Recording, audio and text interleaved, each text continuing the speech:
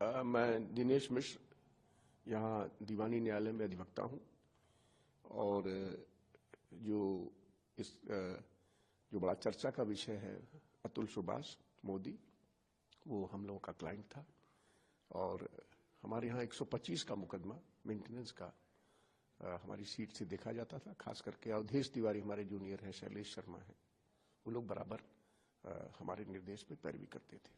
Sir, क्या मामला था और क्या मुकदमा दर्ज था और क्या स्टेटस, क्या मुकदमा बेसिकली देखा जाता था?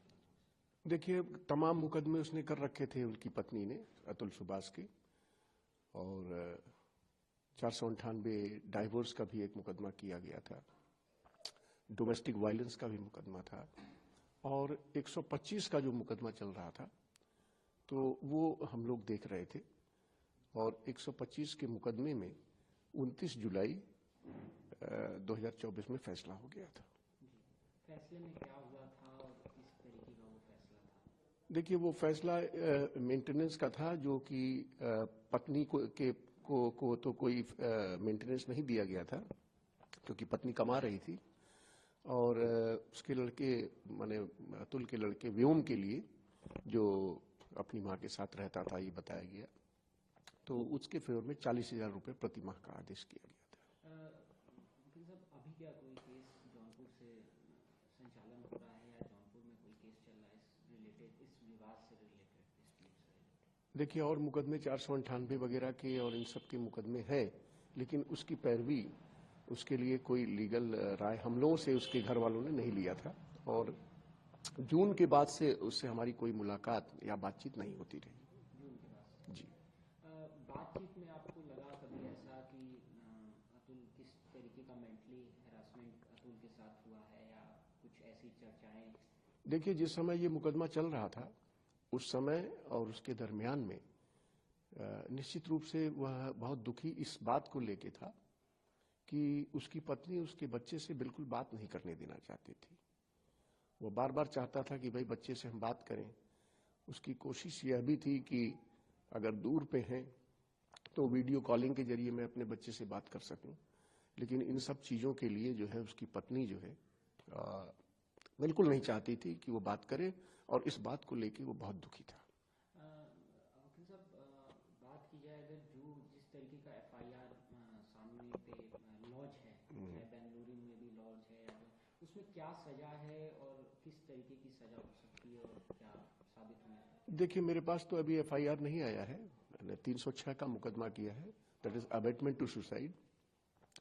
तो निश्चित रूप से अगर उसने लिखा है तो ये विवेचना का विषय है और ये हम लोगों की जो जानकारी में उस समय था, क्योंकि काफी दिन हो गया, जून से लेके अभी मेरे ख्याल से 3 दिन पहले उसने सुसाइड किया है। इसके बीच में हम लोगों से कोई बातचीत या कोई ऐसा उसके टेलीफोनिक बात नहीं हुई है, लेकिन ये है कि वह अपने बच्चे जो जिस समय आता रहा तो बच्चे से न मिलने के कारण उसके पत्नी के व्यवहार से, उसके घर वालों के व्यवहार से बहुत दुखी था।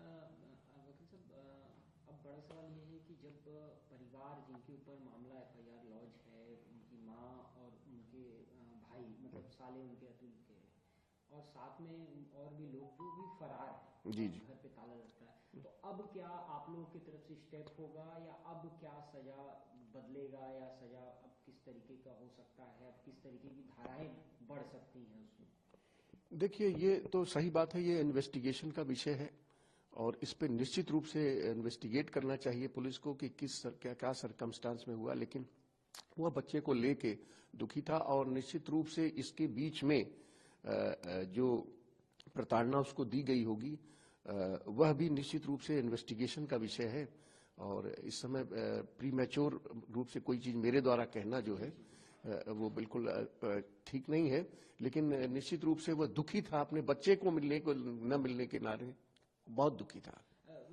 जैसे अतुल के ऊपर तमाम आरोप उनके ऊपर भी लगाए जा रहे हैं कि अतुल साइको है, तो आप क्या बताना चाहेंगे? नहीं, ये बिल्कुल गलत है। वह बिल्कुल ही वह बहुत ही सौम्य लड़का था, वो बड़ा ही व्यवहारिक लड़का था, ही वॉज वेरी कोऑपरेटिव। तो कोर्ट में जब भी तमाम तारीखें पड़ी, 22 तारीखें पड़ी, ही वॉज वेरी रेगुलर और बड़ा विश्वास था जुडिशरी में उसको। अब बच्चे को न मिलने देना तो यह निश्चित रूप से हम लोग देखते थे, इस नाते वो बहुत दुखी था और उसकी पत्नी का व्यवहार बहुत ही उसके प्रति खराब था।